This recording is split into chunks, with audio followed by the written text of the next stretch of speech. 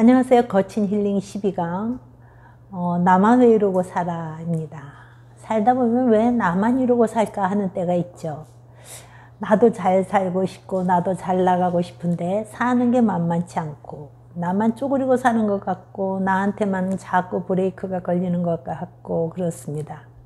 요즘은 뭐 모임을 잘 할 수 없지만 동창회나 이런 모임에 다녀오면 다들 훤해진 것 같은데 나만 우중충하고 힘겹게 사는 것 같고 그런 거죠. 사람에게는 누구나 다 잘 살고 싶은 욕구가 있죠. 그 기준치는 다 다르지만 말이죠. 어린아이들은 더 많이 먹고 싶고 옆집 아이보다 더 좋은 장난감 갖고 싶고 중고등학생들은 더 좋은 성적 받고 싶고 청년들은 더 예뻐지고 더 좋은 대우를 받고 싶고 어른들은 더 좋은 집에서 더 좋은 차를 타고 멋지게 살고 싶은 거죠. 노인들은 더 건강하고 오래 살고 싶고요. 이것이 인간의 욕구가 아니겠습니까? 욕구는 물질적인 것일 수도 있고 심리적인 것일 수도 있습니다. 자신이 생각하고 있는 것이나 바라는 것을 얻지 못했을 때, 욕구 충족이 되지 않았을 때 우리는 다들 잘 사는데 난 뭐야 라든가 나만 왜 이러고 살아 하는 회의와 불평을 하게 되는 거죠. 불평은 헬라어 어원으로는요, 자기 몫에 불만이 있고 투덜거리는 사람이라는 뜻이라고 하는군요. 자기 몫이란 말이 마음에 닿는데요. 자기 몫이란 무엇을 말하는 것일까요? 미나미 히로시라는 심리학자는 마음을 여는 심리학이라는 자신의 책에서 자신이 원하는 욕구가 너무 높으면 불만을 낳기 쉽고 또 너무 낮으면 성장을 방해한다라고 했습니다. 그래서 적당한 욕구를 가져야 하는데 그것은 개인의 노력에 따라 도달할 수 있는 정도라고 했습니다. 그것이 곧 자기 몫이 아닌가 하는 생각이 드는데요. 변화가 불가능한 것에 대해서 욕구를 둔다는 것은 불만과 불평을 만든다는 것이죠. 저도 살다 보니요, 사람들이 사는 모습을 보면서 이런 생각을 하게 되더라고요. 삶을 투쟁하며 사는 사람이 있고 투정하며 사는 사람이 있구나 하는 거죠. 우리는 투쟁하며 사는 것보다 주어진 자신의 몫을 투정하며 사는 많은 사람들을 보게 됩니다. 투쟁하며 사는 사람도 바람직한 것은 아니지만 계속 남의 몫과 비교하면서 투덜거리는 삶이야말로 내 삶의 몫의 만족과 기쁨과 즐거움을 못 잃게 하는 것이 아니겠어요? 내가 좋아하고 원하는 것이 반드시 충족되어야만 한다는 것은 비합리적인 생각이죠. 과연 자신이 좋아하고 원하는 것을 다 충족하며 살 수 있을까요? 자, 옛날 이야기 한번 들려드릴게요. 옛날에 자기 삶에 만족하며 사는 이발사가 있었다고 하네요. 그는 자기 몫의 일에 만족하면서 늘 콧노래를 부르며 살았죠. 근데 어느 날 길을 가다가 완전 대박나는 일이 생겼어요. 금이 들어있는 항아리 6개를 주었다는 거죠. 그런데요, 이상하게도 그 사람은 그날부터 콧노래를 안 부르고 자기의 일도 하지 않고 오만상을 찡그리고 다닌 거예요. 자, 왜 그랬을까요? 5개의 항아리에는 금이 꽉 차 있었는데 6번째 항아리에만 금이 반밖에 안 차 있었던 거죠. 그 사람의 눈에는 5개의 항아리는 안 보이고 반이 비어있는 6번째 항아리만 자꾸 눈에 거슬리고 그걸 어떻게든 채우려고 애를 쓰느라 불행해진 거죠. 그는 적당한 욕구의 기준을 넘어서서 자기 몫까지 잃은 거죠.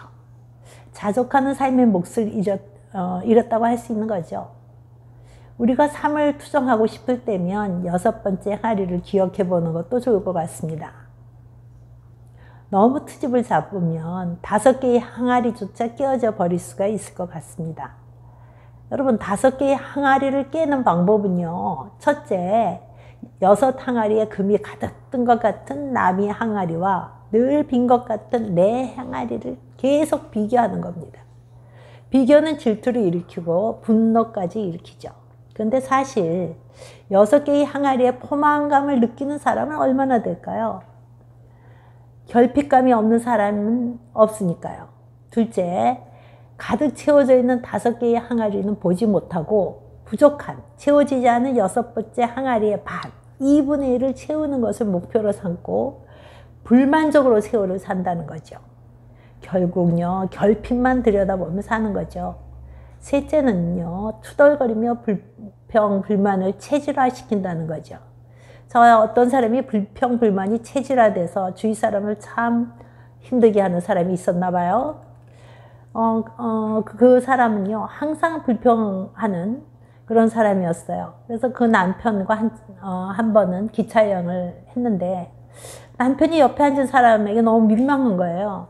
그래서 이렇게 말했습니다. 죄송합니다. 제 아내의 직업은 좀 그렇습니다. 그래서 이렇게 불평이 많습니다. 라고 했답니다. 옆 사람은 궁금해져서요. 직업이 뭐냐고 물었죠. 남편은 제조업입니다. 라고 대답했어요. 옆 사람은 더 궁금해졌겠죠. 그래서 무엇을 만드시는데요? 하고 물었습니다. 그랬더니 남편은 심각한 얼굴로 대답했습니다. 죄송합니다만 제 아내는 불평 제조 공장을 하고 있습니다. 여러분 항상 만족하지 못한다면 혹시 내가 불평 제조업자가 아닌가 아니면 내가 부정적인 자아상을 가진 것은 아닌가 생각해 보아야 할 것 같습니다. 왜냐하면요 부정적인 자아상을 가진 사람은 자기 자신까지도 부족하고 열등하다고 생각하기 때문이죠. 넷째는 불평 불만하다가 자포자기 하는 겁니다. 내가 사는 게 다 그렇지 뭐. 자 어떻습니까? 이제 논박 들어가 볼까요? 나만 왜 이러고 살아? 너 동창회 다녀왔니? 옛날에 공부도 못하고 지질이 못났던 아이가 번쩍 있는 차 타고 몰라보게 달라져서 나타났구나. 배 아팠겠네. 오늘 접시 하나 깨질 수도 있겠네. 출근 가방 핑계칠 수도 있겠네. 부부싸움 할 수도 있을 것 같은데 이왕 열받는 거 더 열받는 방법 알려줄까? 계속 비교하기. 없는 것만 생각하기. 투덜거리며 원망하기. 그러다 자포자기 하기. 자 오늘 논박은 좀 심술궂은 것 같네요. 우리의 욕구와 현실과는 괴리가 있는 거죠. 그렇기 때문에 충족될 수가 없는 거죠. 충족되지 않은 욕구에 대해 어떤 사람은 좌절하고 자신의 삶을 부정하고 열등감을 갖고 불평불만하며 살기도 하고 욕구 충족을 삶의 목적으로 살다가 여섯 번째 항아리의 노예로 살기도 하는 거죠. 나만 왜 이러고 사느냐고요. 다들 그렇게 그러면서 사는 거죠. 그저 자족하는 마음으로 사는 거라고요. 채소를 먹으며 서로 사랑하는 것이 살찐 소를 먹으며 서로 미워하는 것보다 낫다는 생각을 가슴에 새기면서 사는 겁니다. 끝으로 여러분의 불만을 훅 날려버릴 수 있는 방법 알려드리죠. 마틴 루터가 이건 절대로 마귀에게는 없다고 말한 이것은 무엇일까요? 감사입니다. 불평불만이 나오려 할 때 얼른 감사를 외쳐보세요. 감사는 자신의 의지로 선택해야 하고 계속 훈련해야 합니다. 감사가 여러분 자신의 인격이 될 수 있도록 하려면 말이죠. 감사 노트를 하루 4-5가지 정도를 한번 감사를 적어보시는 것도 좋을 것 같네요. 저도 하루 5개 정도의 감사를 적다 보니까 불만이나 불평을 얼른 감사로 바꾸게 되더라고요.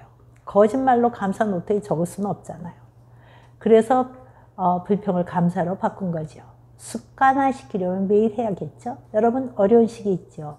이럴 때일수록 감사하며 살아야 할 것 같습니다. 여러분 불평 제조업 하시지 마시고 감사 제조업에 열심을 내시기 바랍니다. 그럼 다음 13강에서 뵙죠. 감사합니다.